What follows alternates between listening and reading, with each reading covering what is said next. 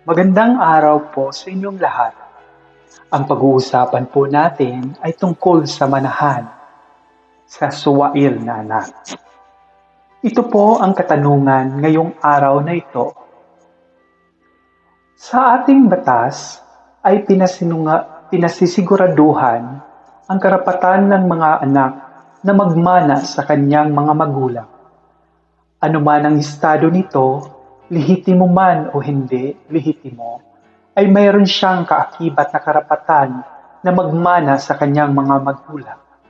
Subalit, kaugnay ng karapatang ito ay ang karapatan din ng magulang na hindi pamanahan ng kanyang anak kapag ito ay suwail at nakagawa ng krimen laban sa kanyang sariling mga magulang.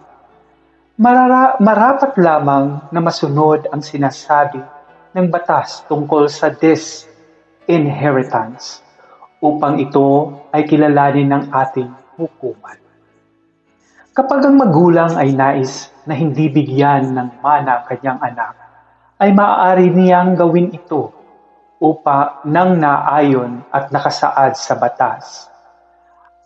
At babanggitin niya sa kanyang huling testamento ang mga dahilan bakit hindi niya binigyan ng mana ang anak ng kanyang binanggit sa ilalim ng Article 919 ng Civil Code of the Philippines kung saan nakasaad na ito. Sa Article 919, the following shall be sufficient causes for the disinheritance of a children and descendant legitimate as well as the illegitimate. Number 1, when a child or descendant being found guilty of attempt against the life of the testator. Number 2, when a child or descendant has accused the testator of a crime for which the law prescribed imprisonment for 6 years or more if the accusation has been found groundless. Number 3, when a child or descendant has been convicted of adultery or concubinage with the spouse of the testator. Pang-apat, when a child of a descendant by fraud, violence, intimidation, or undue influence causes the testator to make a will or to change one already made. Number 5, a refusal without justifiable cause to support the partner of ascendant who disinherits such child of a descendant. Number 6, maltreatment of the testator by word or deeds by the child or descendant. Number 7, when a child or descendant lead a dishonorable or disgraceful life.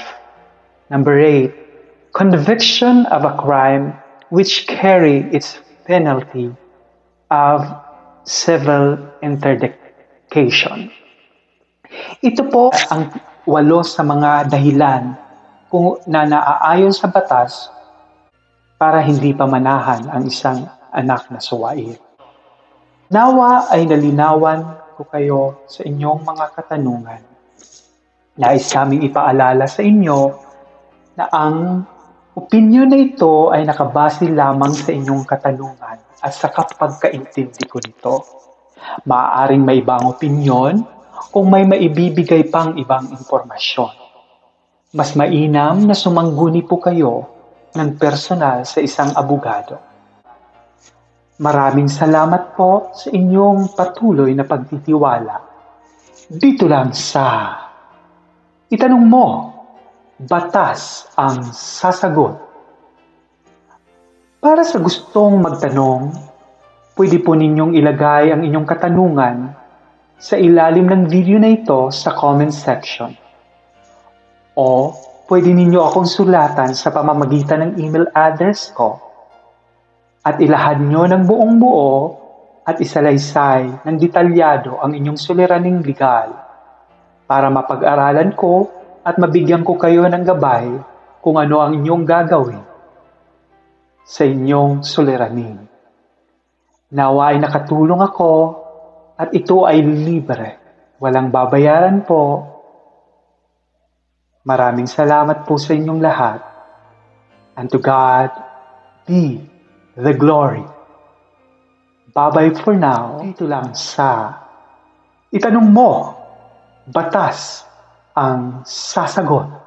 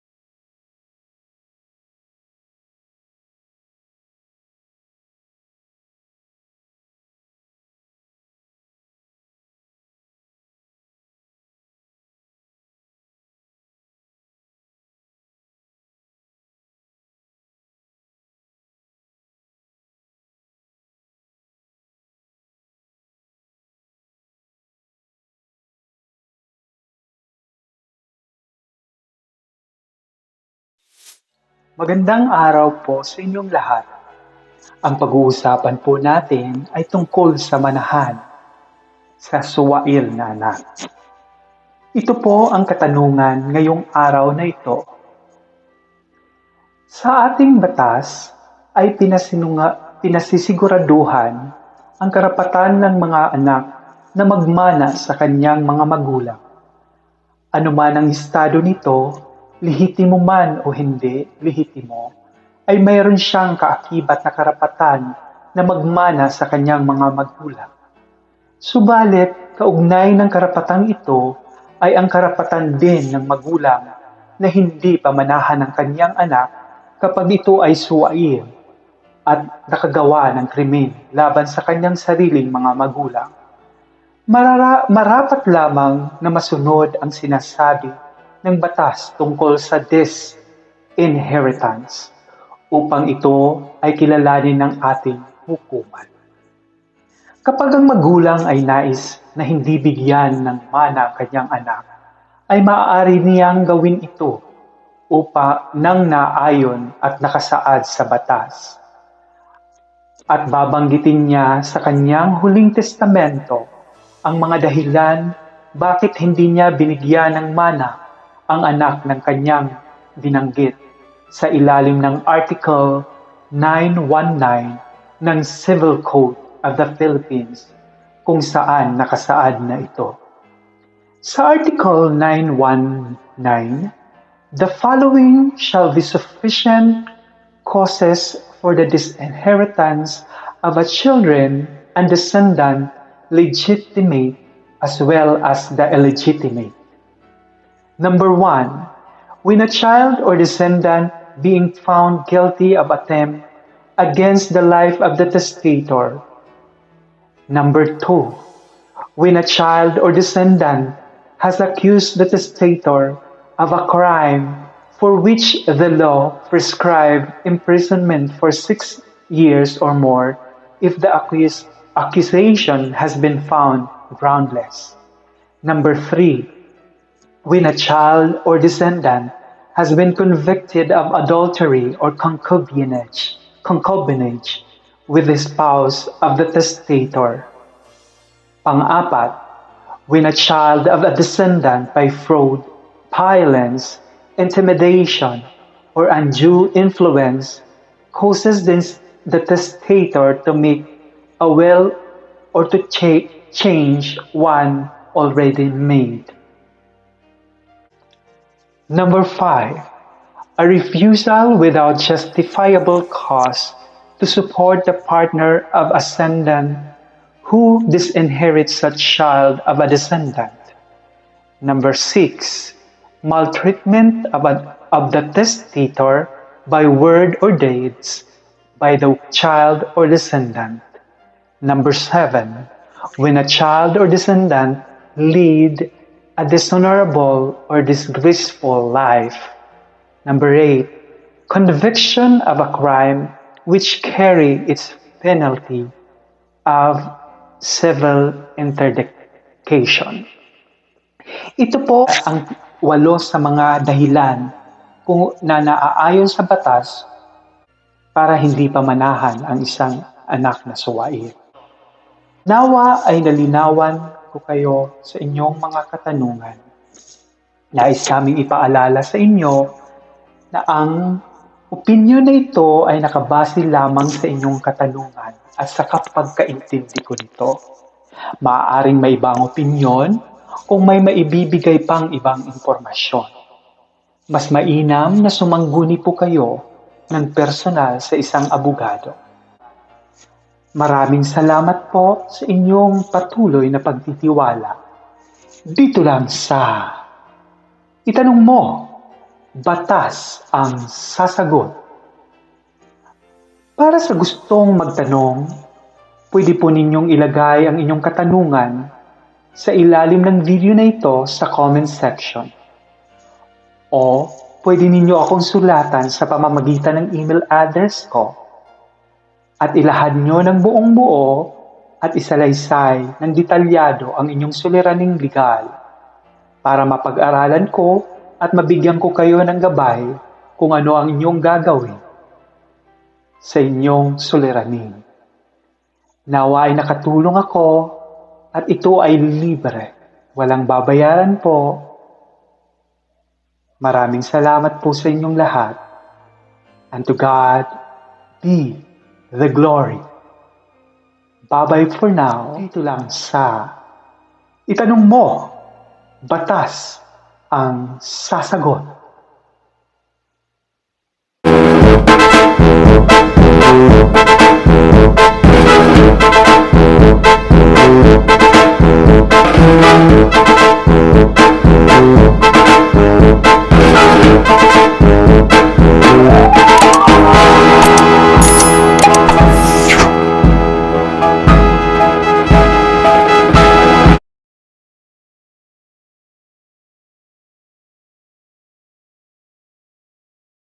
Magandang araw po sa inyong lahat. Ang pag-uusapan natin ngayong araw na ito ay tungkol sa panggagamot ng walang lisensya. Ito po ang katanungan. Tinuruan akong manggamot ng aking magulang gamit ang mga halamang gamot na may kukonsider ko ba na nagpa-practice ako ng medisina sa pamamagitan nito kahit wala akong natatanggap na kabayaran nito. Para sa iyong kaalaman, sang-ayon sa Section 10 ng Republic Act 2382 o mas kilala sa the Medical Act of 1959, nakasaad sa Section 10, Act constituting practice of medicine, a person shall considered as engaged in the practice of medicine as follows: who shall, for compensation, fee, salary, or reward in any form paid to him directly or through other means, or to have a physical examination of a person, or having diagnosed, treat, operate, or prescribe any remedy for human disease, injury, deformity, physical, mental, physiological condition, or any ailment, real or imaginary, regardless of nature of the remedy or treatment administered or prescribed or recommended by you. Sa inyong sitwasyon, kahit na kayo ay hindi tumatanggap ng kahit anong kabayaran, hindi kayo maaaring tumingin at manggamot ng mga taong may sakit kung kayo'y walang lisensya according nga sa the Medical Act 1959, Section 10. Nawa ay nalinawan ko kayo sa inyong mga katanungan. Nais naming ipaalala sa inyo na ang opinyon na ito ay nakabase lamang sa inyong katanungan at sa kapagkaintindi ko nito. Maaaring may ibang opinyon kung may maibibigay pang ibang impormasyon. Mas mainam na sumangguni po kayo ng personal sa isang abogado. Maraming salamat po sa inyong patuloy na pagtitiwala. Dito lang sa Itanong Mo, Batas ang sasagot. Para sa gustong magtanong, pwede po ninyong ilagay ang inyong katanungan sa ilalim ng video na ito sa comment section.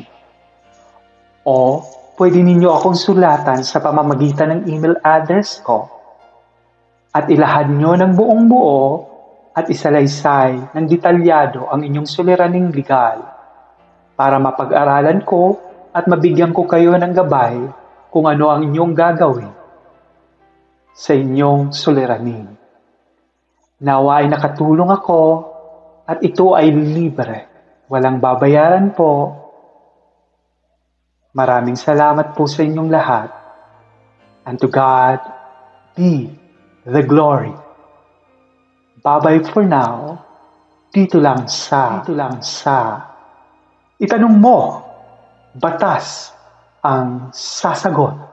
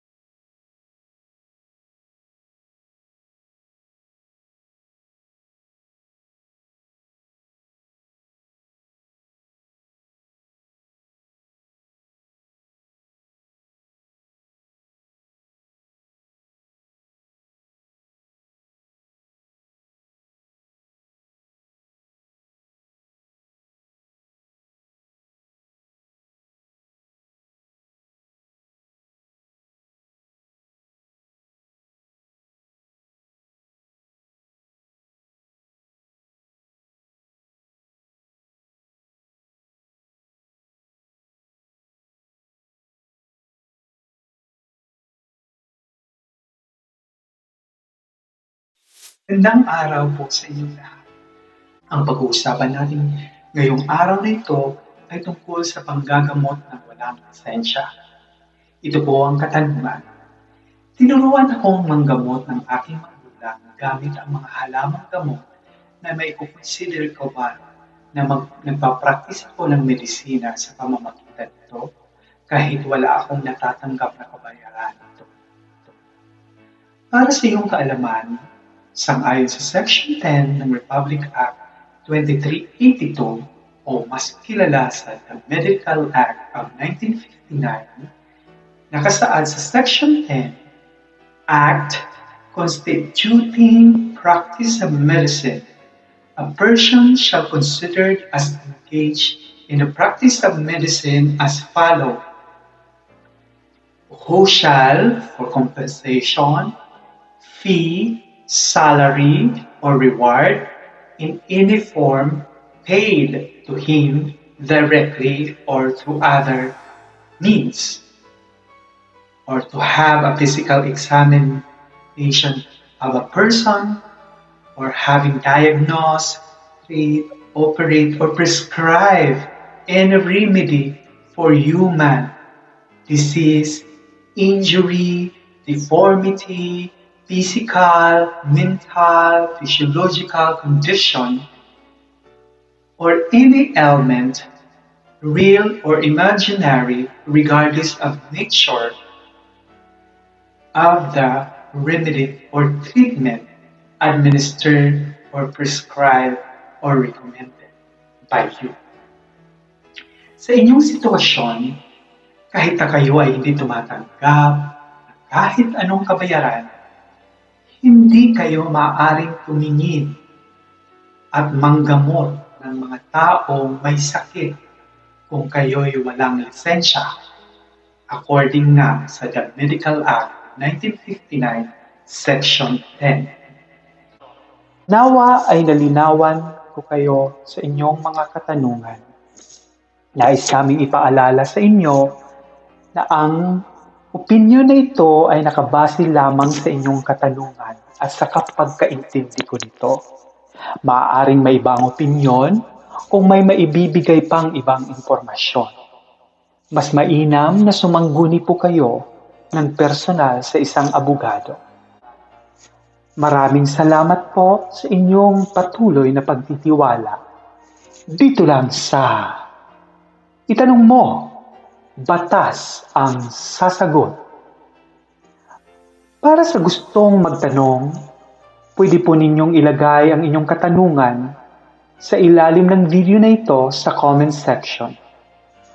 O pwede ninyo akong sulatan sa pamamagitan ng email address ko at ilahad nyo ng buong buo at isalaysay ng detalyado ang inyong suliraning legal para mapag-aralan ko at mabigyan ko kayo ng gabay kung ano ang inyong gagawin sa inyong suliranin.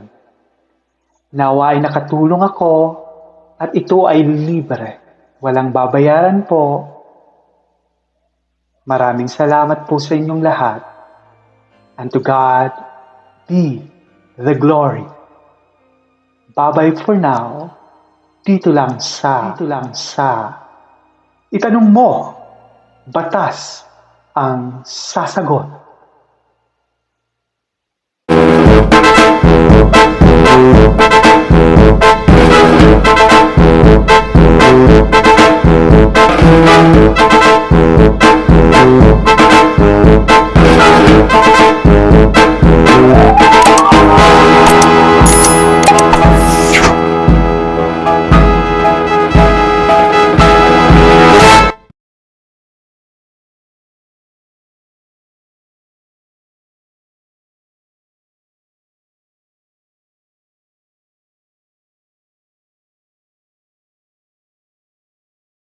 Ang pag-uusapan po natin ngayon ay tungkol sa OPC or One Stock Corporation. Ito po ang katanungan. Ako ay isa sa anim na stockholder ng korporasyon. Nabili ko na ang share ng lahat ng aming stockholder at sa ngayon ay ako na ang nagmamay-ari ng kabuuang share ng kumpanya. Maaari ko ba itong i-convert bilang one-person corporation or OPC o kinakailangan ko munang isara ang naunang korporasyon at magtayo ng panibago? Sa Section 1, ang batas na nakasaklaw tungkol sa iyong katanungan ay ang Republic Act Number 11232 o mas kilala bilang Revised Corporation Code of the Philippines na nakasaad sa Section 132 ng nasabing batas. At ayon sa Section 131, conversion from ordinary corporation to one-person corporation when a single stockholder acquire all stocks of an ordinary stocks corporation, the latter may apply for conversion into one-person corporation subject to submission of such document as the Commission may require if the application for conversion is approved. The Commission shall issue a certificate of filing of amendment article of incorporation or reflecting the conversion the one-person corporation converted from an ordinary stock corporation shall succeed the latter and be legally responsible for all the latter outstanding liability as of the date of conversion. Ayon sa nabanggit na probasyon ng batas, sa pagkakataong makuha ng isang stockholder ang lahat ng stocks ng isang korporasyon, ang nasabing stockholder ay maaaring magsumiti ng aplikasyon sa Security Exchange Commission or SEC upang maging one-person o OPC ang naunang ordinary stocks corporation. Kung ang aplikasyon ay maaprubahan ng SEC, ito ay magbibigay ng Certificate of Filing of Amendment or Article of Incorporation na nagpapakita ng pagbabago ng estado ng korporasyon. Ang OPC na siyang na-convert mula sa stock corporation ang siyang hahalili at magiging responsible sa lahat ng naiwang pananagutan ng naunang korporasyon. Nawa ay nalinawan ko kayo sa inyong mga katanungan. Nais naming ipaalala sa inyo na ang opinyon na ito ay nakabase lamang sa inyong katanungan at sa kapagkaintindi ko nito. Maaaring may ibang opinyon kung may maibibigay pang ibang impormasyon. Mas mainam na sumangguni po kayo ng personal sa isang abogado. Maraming salamat po sa inyong patuloy na pagtitiwala.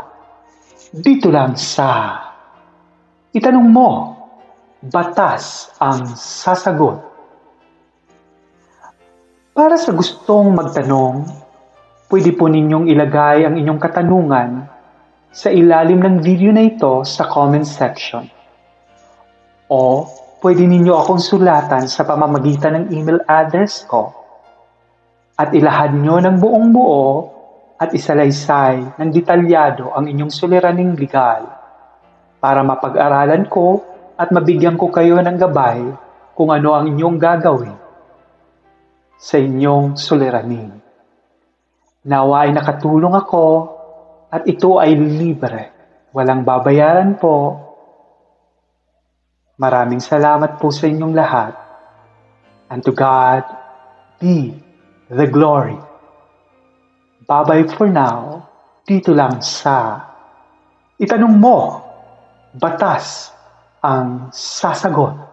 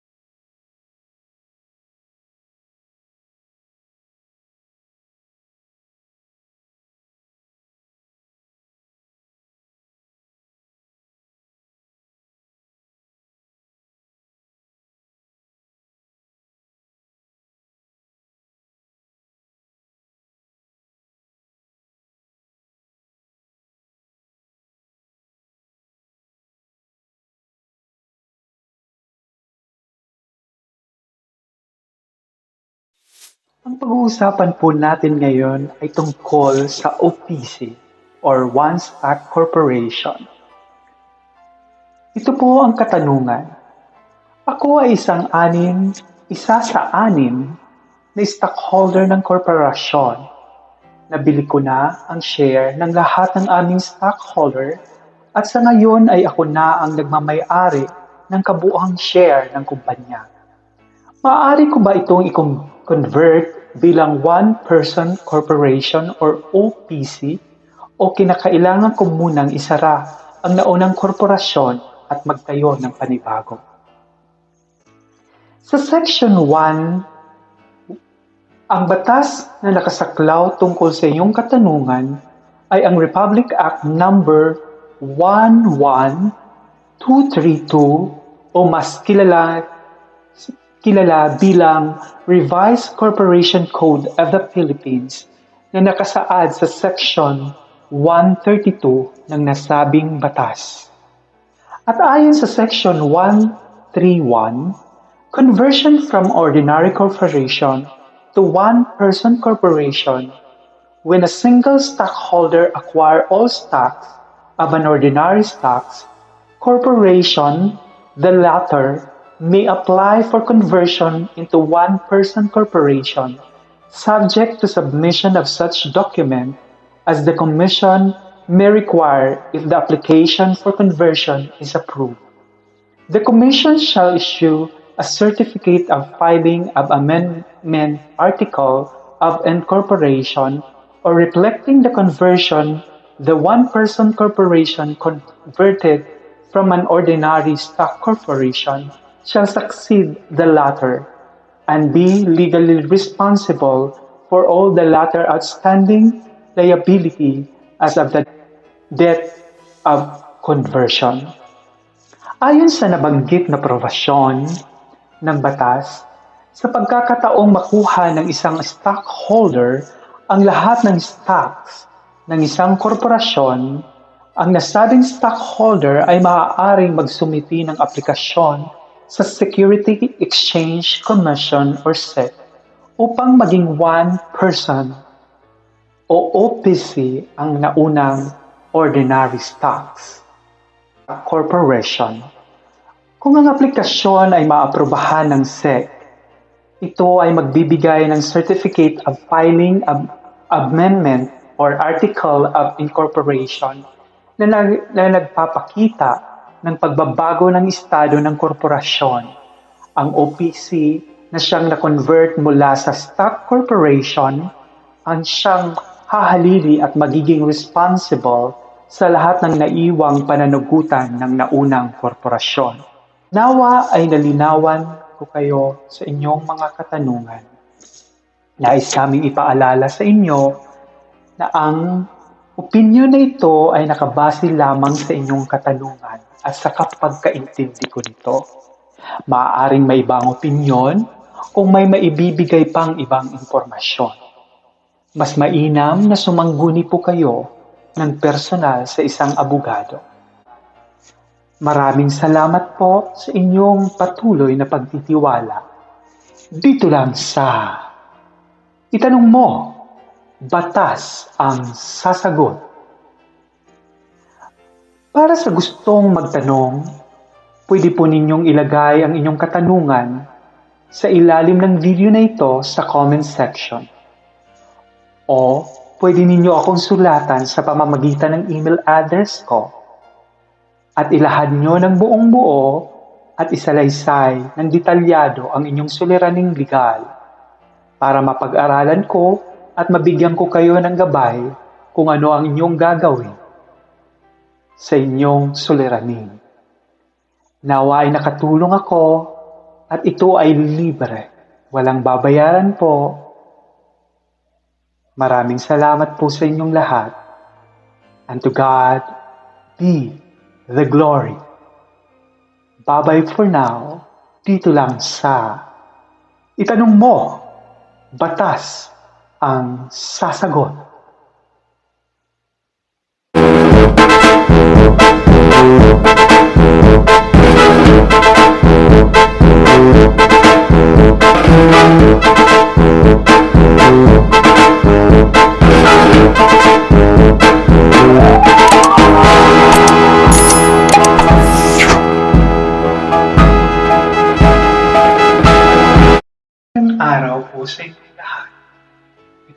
inyong tagalingkod dito sa Itanong Mo, Batas ang Sasagot. Ang tatalakayin po natin ngayon ay tungkol sa paggamit ng lalagyan ng produkto. Ito po ang katanungan ngayong araw na ito. Balak naming magsimula ng negosyo ng kapatid ko kung saan ay magbebenta kami ng suka na gawa ng aming pamilya. Maaari ba naming gamitin ang mga pinaggamitang bote para gawing lalagyan ng aming suka kahit na ang mga ito ay may tatak na ibang produkto? Para sa inyong kaalaman, ang iyong katanungan ay tinalakay ng Korte Suprema sa kaso ng Republic Gas Corporation versus Petron Corporation sa GR number 194062 noong June 17, 2013 na pinonentehan ni Honorable Justice Diosdado M. Peralta kung saan ipinaliwanag na the mere unauthorized use of a container bearing a registered trademark in connection with the sale, distribution, or advertising of goods or services, which is likely to cause confusion, mistake, or deception among the buyer or consumer, can be considered as a trademark infringement. Sa makatuwid, ang paggamit ng container na may tatak ng ibang kumpanya o produkto ay maaaring makapagdulot ng kalituhan, pagkakamali o panglilinlang sa mga bumibili na maaaring gawing basihan sa kasong trademark infringement. Ibig sabihin, maaari kayong kasuhan ng trademark infringement kung gagamitin ninyo sa pagbebenta ng inyong produkto ang lalagyan na may tatak ng ibang produkto o kumpanya, sapagkat ito ay maaaring magdulot ng kalituhan, pagkakamali o panlilinlang sa mga bumibili ito. Nawa ay nasagot namin ang inyong mga katanungan. Nais namin ipaalala sa inyo na ang opinyong ito ay nakabase lamang sa inyong mga katanungan at sa pagkaintindi ko. Maaaring may iba ang opinyon kung may ibang karagdagang impormasyon na may ibigay. Mainam kung personal kayong sumangguni sa mga abogado. Salamat sa inyong patuloy na pagtitiwala at kung kayo ay may mga iba pang katanungan, pwede ninyo pong ilagay sa comment section sa baba ng video na ito.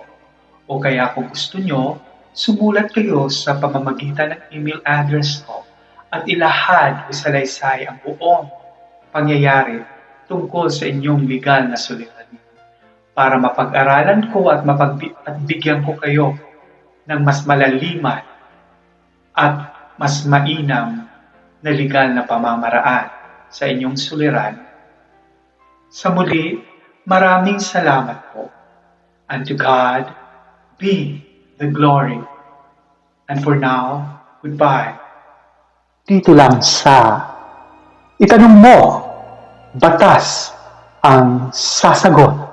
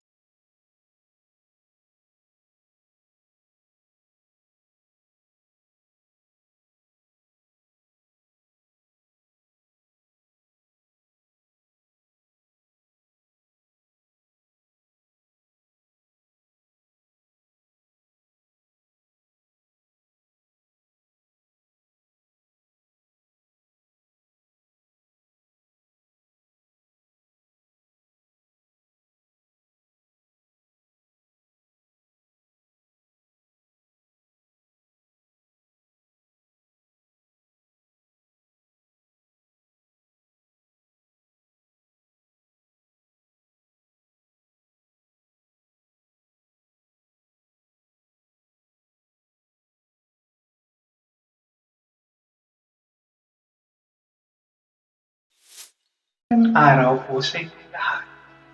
Ito po ang iyong tagalingkod dito sa Itanong Mo, Batas ang Sasagot. Ang tatalakayin po natin ngayon ay tungkol sa paggamit ng lalagyan ng produkto. Ito po ang katanungan ngayong araw na ito. Balak naming magsimula ng negosyo ng kapatid ko kung saan ay magbebenta kami ng suka na gawa ng aming pamilya. Maaari ba namin gamitin ang mga pinaggamitang bote para gawing lalagyan ng aming suka kahit na ang mga ito ay may tatak na ibang produkto? Para sa inyong kaalaman, ang iyong katanungan ay tinalakay ng Korte Suprema sa kaso ng Republic Gas Corporation versus Petron Corporation sa GR number 194062 noong June 17, 2013 na pinonentehan ni Honorable Justice Diosdado M. Peralta kung saan ipinaliwanag na the mere unauthorized use of a container bearing a registered trademark in connection with the sale, distribution, or advertising of goods or services, which is likely to cause confusion, mistake, or deception among the buyer or consumer, can be considered as a trademark infringement. Sa makatuwid, ang paggamit ng container na may tatak ng ibang kumpanya o produkto ay maaaring makapagdulot ng kalituhan, pagkakamali o panglilinlang sa mga bumibili na maaaring gawing basihan sa kasong trademark infringement. Ibig sabihin, maaari kayong kasuhan ng trademark infringement kung gagamitin ninyo sa pagbebenta ng inyong produkto ang lalagyan na may tatak ng ibang produkto o kumpanya, sapagkat ito ay maaaring magdulot ng kalituhan, pagkakamali o panlilinlang sa mga bumibili ito. Nawa ay nasagot namin ang inyong mga katanungan. Nais namin ipaalala sa inyo na ang opinyong ito ay nakabase lamang sa inyong mga katanungan at sa pagkaintindi ko. Maaaring may iba ang opinyon kung may ibang karagdagang impormasyon na may ibigay. Mainam kung personal kayong sumangguni sa mga abogado. Salamat sa inyong patuloy na pagtitiwala at kung kayo ay may mga iba pang katanungan, pwede ninyo pong ilagay sa comment section sa baba ng video na ito. O kaya kung gusto nyo, sumulat kayo sa pamamagitan ng email address ko at ilahad o salaysay ang buong pangyayari tungkol sa inyong legal na suliranin para mapag-aralan ko at bigyan ko kayo ng mas malaliman at mas mainam na legal na pamamaraan sa inyong suliran. Sa muli, maraming salamat po. And to God be the glory. And for now, goodbye. Dito lang sa Itanong Mo, Batas ang Sasagot.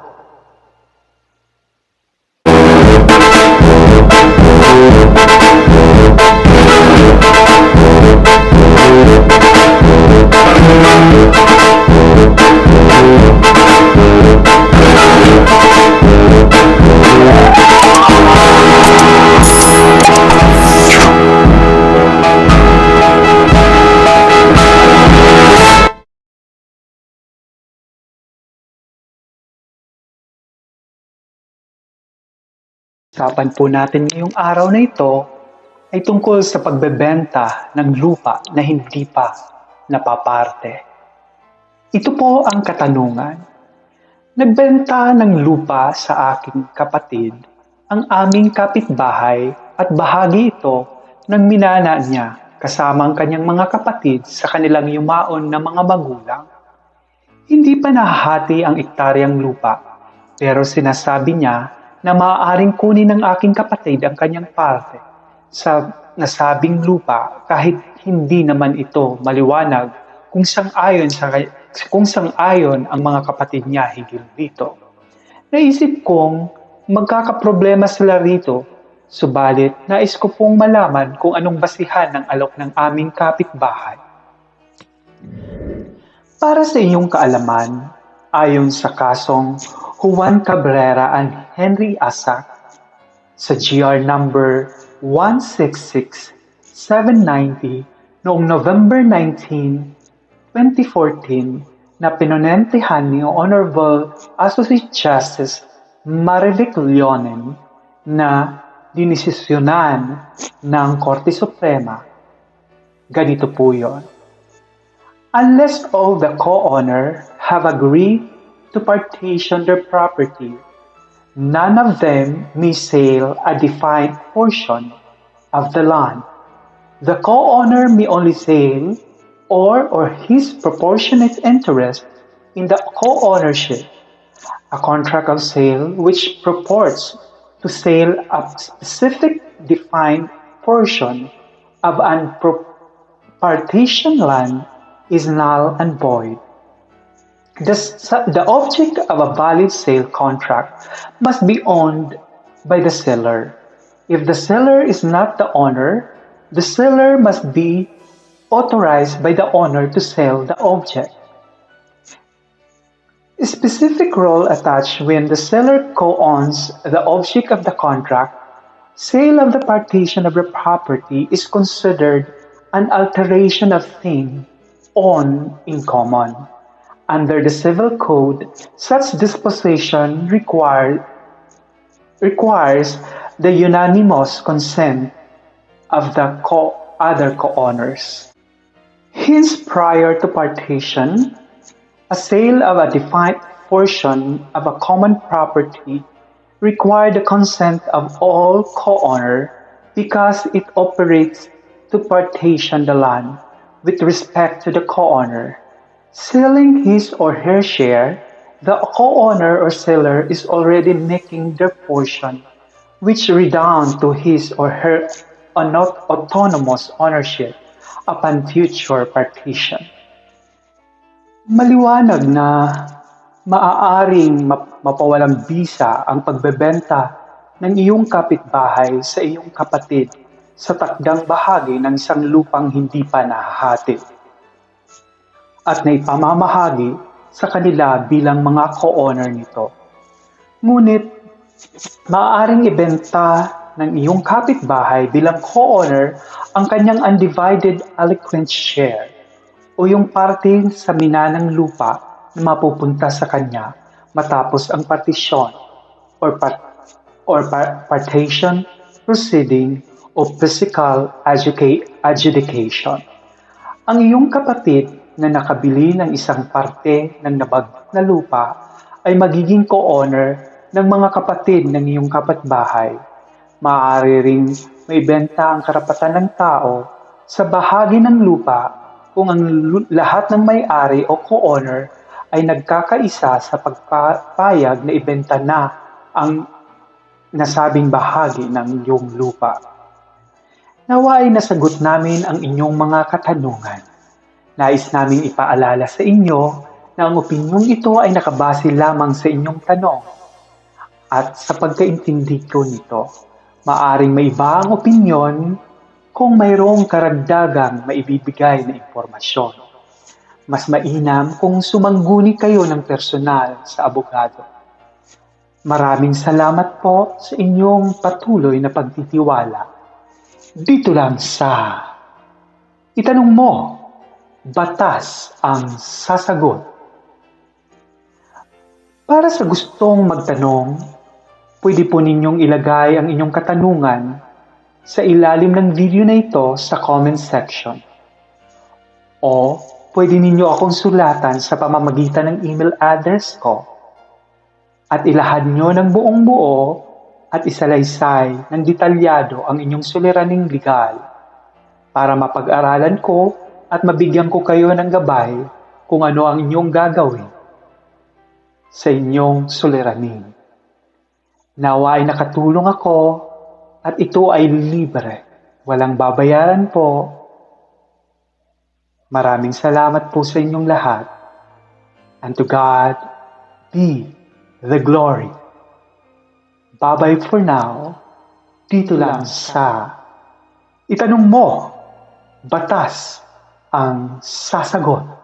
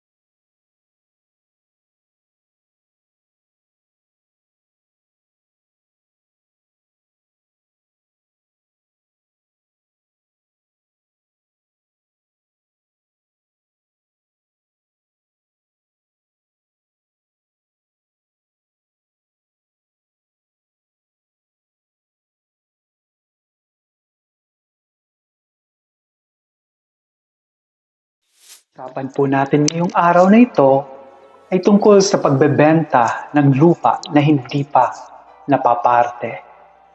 Ito po ang katanungan.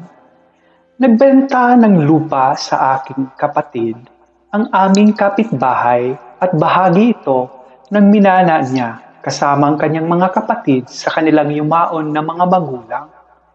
Hindi pa nahahati ang ektaryang lupa pero sinasabi niya na maaaring kunin ng aking kapatid ang kanyang parte sa nasabing lupa kahit hindi naman ito maliwanag kung sang-ayon ang mga kapatid niya higil dito. Naisip kong magkakaproblema sila rito, subalit nais ko pong malaman kung anong basihan ng alok ng aming kapitbahay. Para sa inyong kaalaman, ayon sa kasong Juan Cabrera and Henry Asac sa GR number 166790 noong November 19, 2014 na pinonentihan ni Honorable Associate Justice Marivic Leonen na dinisisyonan ng Korte Suprema. Ganito po yun. Unless all the co-owner have agreed to partition their property, none of them may sell a defined portion of the land. The co-owner may only sell or his proportionate interest in the co-ownership, a contract of sale which purports to sell a specific defined portion of an partitioned land is null and void. The object of a valid sale contract must be owned by the seller. If the seller is not the owner, the seller must be authorized by the owner to sell the object. A specific role attached when the seller co-owns the object of the contract. Sale of the partition of the property is considered an alteration of thing owned in common. Under the Civil Code, such disposition requires the unanimous consent of the other co-owners. Hence, prior to partition, a sale of a defined portion of a common property requires the consent of all co-owners because it operates to partition the land with respect to the co-owner. Selling his or her share, the co-owner or seller is already making their portion, which redound to his or her autonomous ownership upon future partition. Maliwanag na maaaring mapawalang bisa ang pagbebenta ng iyong kapitbahay sa iyong kapatid sa takdang bahagi ng isang lupang hindi pa nahahati at naipamamahagi sa kanila bilang mga co-owner nito. Ngunit, maaaring ibenta ng iyong kapitbahay bilang co-owner ang kanyang undivided aliquot share o yung parte sa minanang lupa na mapupunta sa kanya matapos ang partisyon or partition proceeding o physical adjudication. Ang iyong kapatid na nakabili ng isang parte ng nabag na lupa ay magiging co-owner ng mga kapatid ng iyong kapitbahay. Maaari ring maibenta ang karapatan ng tao sa bahagi ng lupa kung ang lahat ng may-ari o co-owner ay nagkakaisa sa pagpapayag na ibenta na ang nasabing bahagi ng iyong lupa. Nawa ay nasagot namin ang inyong mga katanungan. Nais naming ipaalala sa inyo na ang opinyong ito ay nakabase lamang sa inyong tanong. At sa pagkaintindi ko nito, maaring may iba ang opinyon kung mayroong karagdagang maibibigay na impormasyon. Mas mainam kung sumangguni kayo ng personal sa abogado. Maraming salamat po sa inyong patuloy na pagtitiwala. Dito lang sa Itanong Mo, Batas ang Sasagot. Para sa gustong magtanong, pwede po ninyong ilagay ang inyong katanungan sa ilalim ng video na ito sa comment section. O pwede ninyo akong sulatan sa pamamagitan ng email address ko at ilahad nyo ng buong buo at isalaysay ng detalyado ang inyong suliraning legal para mapag-aralan ko at mabigyan ko kayo ng gabay kung ano ang inyong gagawin sa inyong suliranin. Nawa ay nakatulong ako at ito ay libre. Walang babayaran po. Maraming salamat po sa inyong lahat. And to God be the glory. Bye-bye for now. Dito lang sa Itanong Mo, Batas ang Sasagot.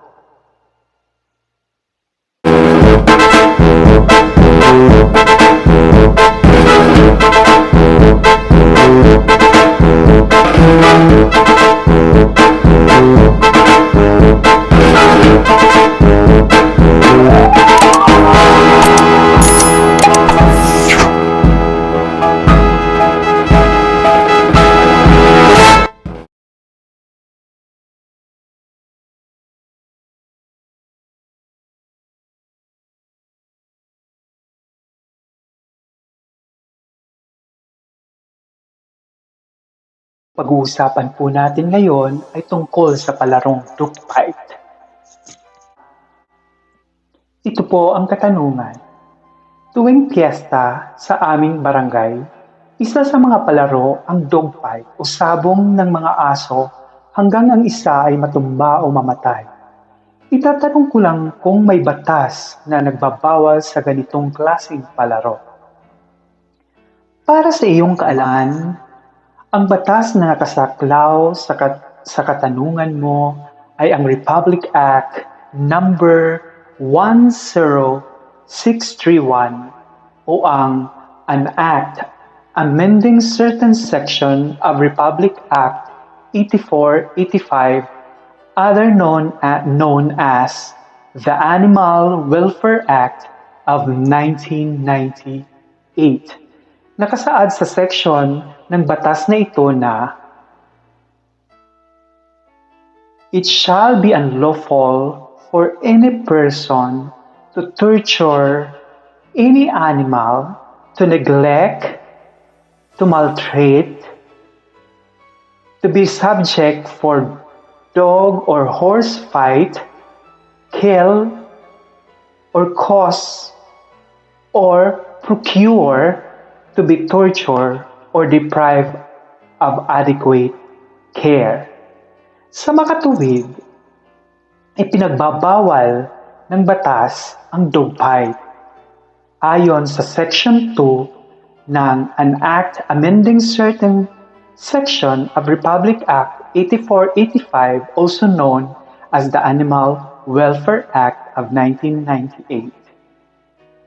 At kapag ikaw ay lumabag nito, ikaw ay mapaparusahan ng kulong ng 1 taon, 6 na buwan at 1 araw hanggang 2 taon o multa na halagang hindi higit sa 100,000 piso kapag namatay ang nasabing hayop ayon sa Section 9 ng the Animal Welfare Act of 1998. Nawa ay nasagot namin ang inyong mga katanungan. Nais lang po namin ipaalala sa inyo na ang opinyong ito ay nakabase lamang sa inaisalaysay ninyong tanong. Pwedeng maiba at pagkaintindi ko nito.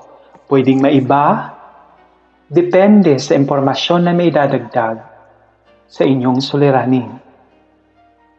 Pero mas mainam po na sumangguni kayo ng personal sa isang abogado. Muli, maraming salamat sa patuloy ninyong pagtitiwala. Dito lang sa Itanong Mo, Batas ang Sasagot. Kung may iba ko yung katanungan, pwede niyo po isulat ang inyong tanong sa comment section sa ilalim ng video na ito. O kaya sumulat kayo sa pamamagitan ng email address ko.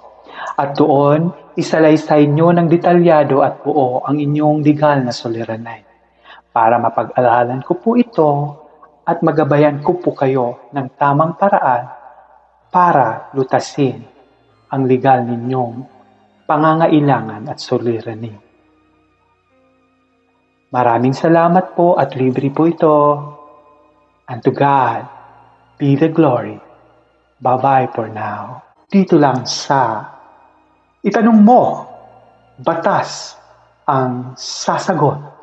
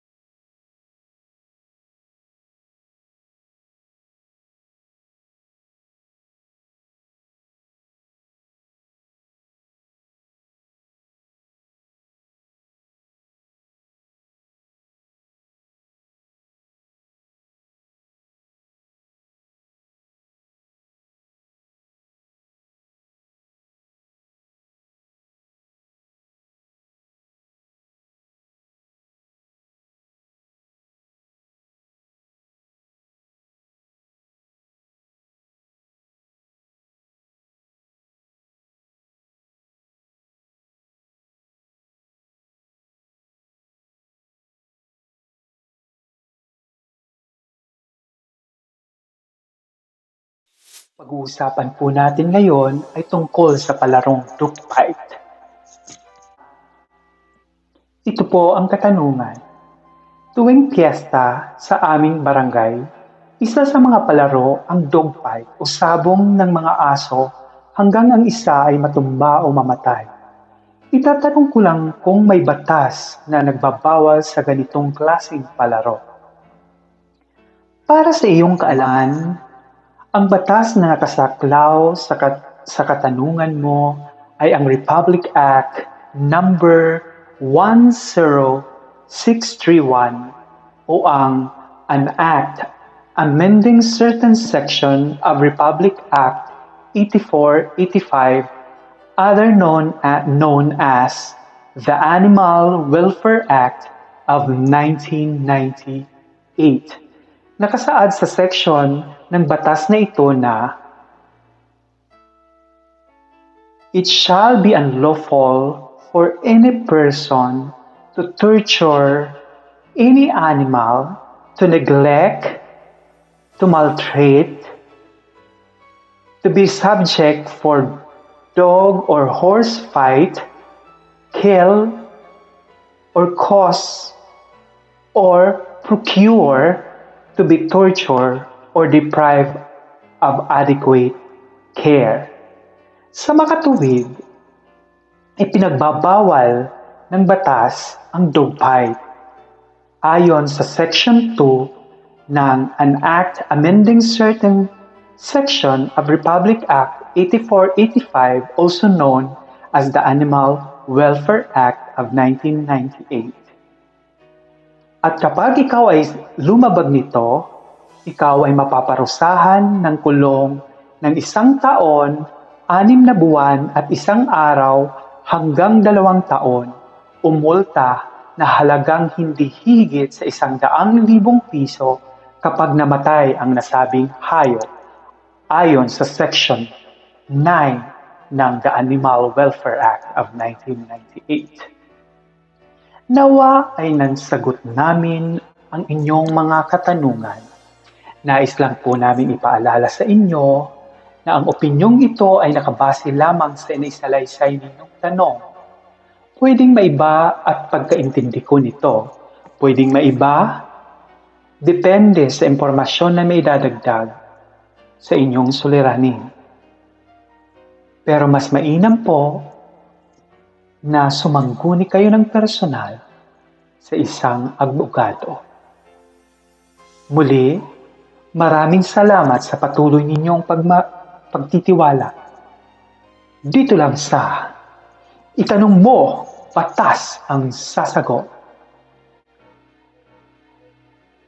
Kung may iba ko yung katanungan, pwede niyo po isulat ang inyong tanong sa comment section sa ilalim ng video na ito. O kaya sumulat kayo sa pamamagitan ng email address ko. At doon, isalaysay nyo ng detalyado at buo ang inyong legal na suliranin. Para mapag-aralan ko po ito at magabayan ko po kayo ng tamang paraan para lutasin ang legal ninyong pangangailangan at suliranin. Maraming salamat po at libre po ito. And to God be the glory. Bye-bye for now. Dito lang sa Itanong Mo, Batas ang Sasagot.